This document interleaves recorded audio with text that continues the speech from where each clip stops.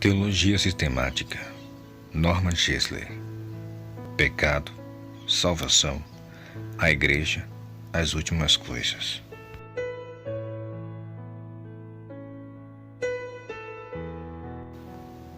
Parte 1. Humanidade e pecado. Antropologia e martiologia. Capítulo 1. A origem dos seres humanos.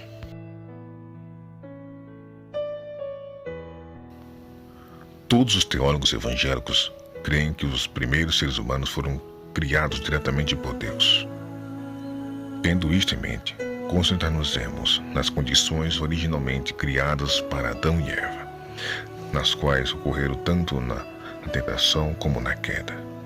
Tudo isso servirá como preparação do cenário para uma abordagem da origem da alma de cada um dos seres humanos, segundo Adão. Bem como nos servirá também como contexto para a compreensão da depravação inerente herdada pela humanidade pela época da criação. As condições originais na criação. Deus é absolutamente perfeito e, consequentemente, sua criação também foi perfeita. Moisés declarou: Ele é a rocha cuja obra é perfeita. Deuteronômio 32, versículo 4. Davi acrescentou: O caminho de Deus é perfeito. 2 Samuel 22, 31. Jesus disse: Sede vós perfeitos, como é perfeito o vosso Pai. Como está em Mateus capítulo 5, verso 48. Nada menos do que a perfeição pode vir de um ser absolutamente perfeito. E é o próprio de um ser perfeito criar somente coisas perfeitas, já que os efeitos carregam a imagem da sua causa. A base bíblica para o estudo original de inocência e perfeição. De acordo com Gênesis 1 e 2, Adão e Eva foram criados em total inocência. Não havia nenhum tipo de malícia na sua natureza ou no ambiente onde eles foram inseridos. Eles não se envergonhavam, como está em Gênesis capítulo 2, versículo 25. E ainda não conheciam o bem e o mal, no capítulo 3, versículo 5. Em suma, além de não conhecerem nenhum tipo de culpa ou qualquer tipo de pecado, eles também eram inocentes com relação ao pecado. Além disso, mesmo a tentação dos seres como Deus, sabendo o bem e o mal, como está em Gênesis capítulo 3, versículo 5, implica que eles não conheciam o mal antes de caírem. Na verdade, foi somente ao degustarem o fruto proibido que foram abertos os olhos de ambos e conheceram que estavam nus e cozeram folhas de figueira e fizeram para si aventais, como está em Gênesis 3, 7. De acordo com o Novo Testamento, pela desobediência, Adão e Eva se tornaram pecadores, como está em Romanos capítulo 5, versículo 12, 1 Timóteo capítulo 2, verso 14, e trouxeram condenação sobre si mesmos e sobre toda a sua posteridade. Por uma só ofensa veio o juízo sobre todos os homens para a condenação, como está em Romanos 5, 18. Antes disso, eles eram ilibados. Um estado de virtude e retidão. Além de serem inocentes sem malícia, Adão e Eva eram moralmente virtuosos, em função do estado em que foram criados, pois Deus os dotou de perfeição moral. Salomão escreveu: Vede isto tão somente, achei, que Deus fez ao homem reto, mas ele buscou muitas invenções. Eclesiastes 7, 29. A palavra hebraica para designar reto é yasha, e significa retidão, honestidade ou integridade. Ela é a mesma palavra utilizada em conexão com justo, como está em Deuteronômio 32, versículo 4. Reto, Jó capítulo 1, versículo 1, e puro, em Jó capítulo 8, versículo 6. Consequentemente, yasha não denota meramente a ausência de maldade, mas também a presença da bondade. Não se trata simplesmente da ausência de vício, mas a presença real da virtude.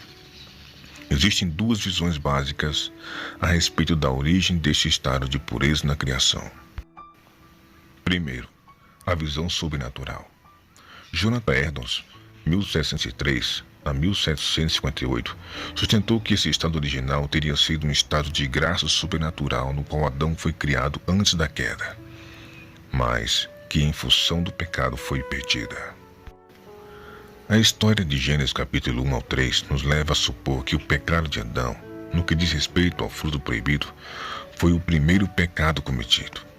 E este não poderia ter ocorrido caso, até aquele momento, ele não tivesse sempre sido perfeitamente íntegro desde o primeiro momento de sua existência, e, consequentemente, não tivesse sido criado ou trazido à existência de forma íntegra.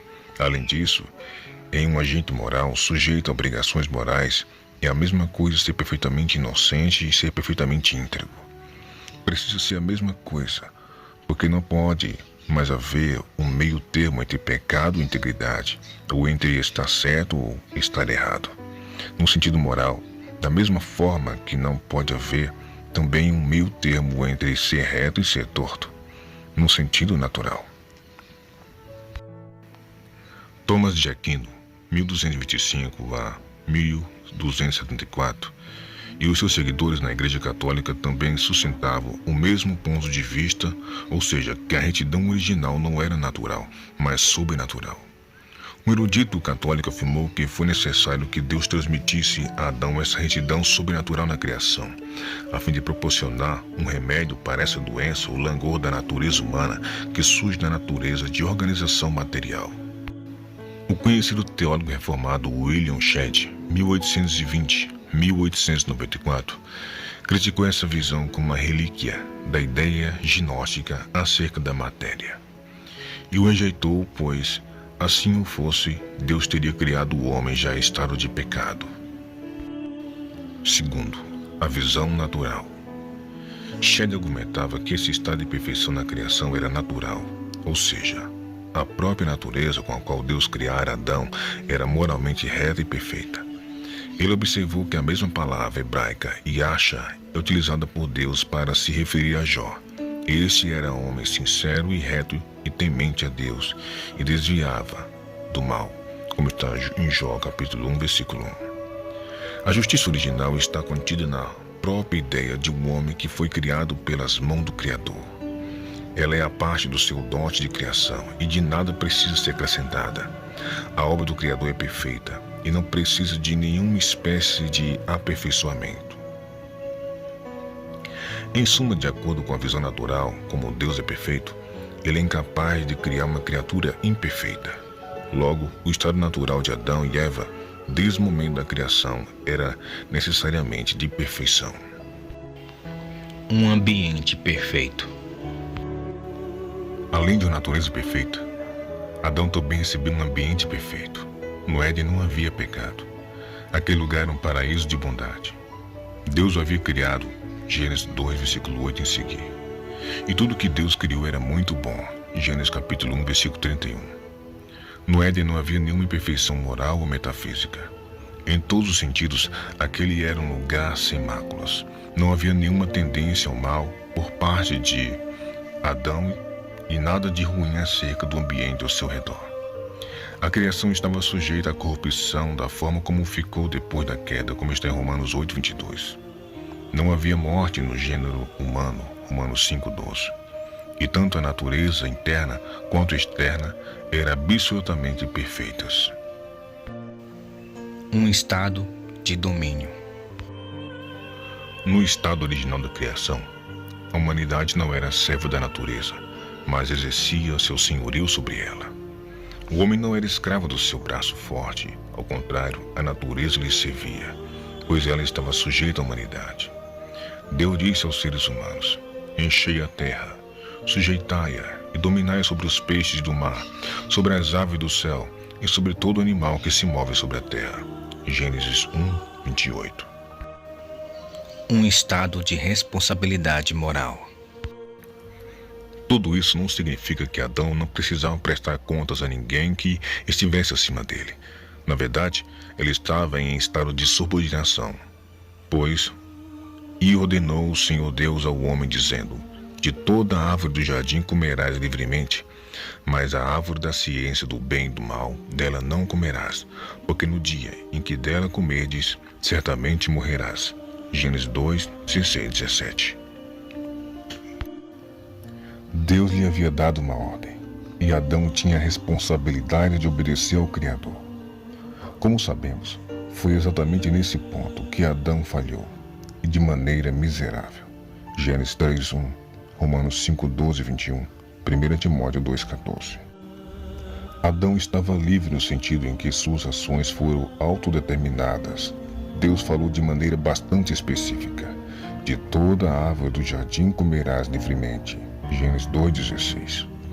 Quando Adão escolheu desobedecer esta ordem, Deus o considerou culpado com a seguinte pergunta: comeste tu da árvore que te ordenei que não comeste? Gênesis 3,11. As palavras grifadas claramente indicam que houve um ato de autodeterminação. Tu fizesse isso, disse Deus.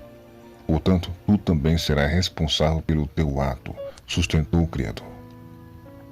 Ninguém mais fez com que Adão e Eva cometessem um pecado, nem mesmo o próprio diabo, que foi o autor da tentação. Assim é a natureza autodeterminada da liberdade. Obviamente, essas pessoas perfeitas em um paraíso perfeito não estavam livres de um intruso imperfeito. Satanás, um arcanjo decaído, havia se rebelado contra o Criador, levando consigo um terço dos anjos do céu. Apocalipse 12, versículo 4, versículo 9. Através do engano astuto, o grande enganador persuadiu Eva, e por seu intermédio, Adão a desobediência contra Deus. Romanos 5, 19, 1 Timóteo 2, 14. Por uma decisão livre e não coagida das suas vontades, o casal perfeito no paraíso perfeito caiu na imperfeição, e junto com eles todo mundo veio também abaixo. A sua descendência gerou a morte e a destruição. Romanos 5, 12, 21, 8, 20 e versículo 23. Vemos que Adão e Eva não foram seduzidos a mentir, a fraudar, a roubar ou a amaldiçoar. Na verdade, a sua natureza moral era perfeita. Logo, eles não eram vulneráveis a esse tipo de tentação. O mandamento que Deus lhe deu para não comerem do fruto proibido não foi uma ordem para se afastar daquilo que fosse intrinsecamente mal. Eles não tinham qualquer problema com esse tipo de coisa, pois estavam protegidos pelo seu estado íntegro e virtuoso. A sua vulnerabilidade estava no teste que teriam de enfrentar. Será que eles obedeceriam simplesmente porque aquilo que havia sido dito? É assim que Deus disse? Foi uma das armadilhas que eles enfrentaram por parte do diabo, como está em Gênesis 3, versículo 1. A sua responsabilidade moral para com Deus dizia respeito a um objeto que era moralmente neutro. Deus poderia ter dito, por exemplo, não colha nenhuma margarida do jardim. Portanto, como já estudamos, a questão não era do pecado ser inerente à substância que eles tocaram. A tentação do pecado foi no sentido de seduzi-los a desafiar a Deus e posteriormente tornarem-se conscientes do mal que representa uma escolha feita em oposição à sua vontade. Nenhum mal interior ou exterior os levou a transgredir. Somente um uso grosseiro da liberdade, erroneamente exercido, desencadeou a obediência e as suas lugubres consequências. Aqui talvez esteja a solução de um problema espinhoso. Se Adão e Eva tivessem cometido outros pecados antes de comer o fruto proibido, será que essas outras transgressões teriam antecipado a queda? A resposta para isso pode muito bem estar no fato de lhes ser impossível pecar em outras questões, justamente por terem sido criados perfeitos. Certamente, Satanás lhe teria tentado nestas outras questões, e lhes fosse possível, mas não existe qualquer indicação de que isso tenha ocorrido. É muito mais provável que somente a desobediência àquele comando específico de Deus desencadearia a queda e precipitaria toda a criação na morte e no desastre.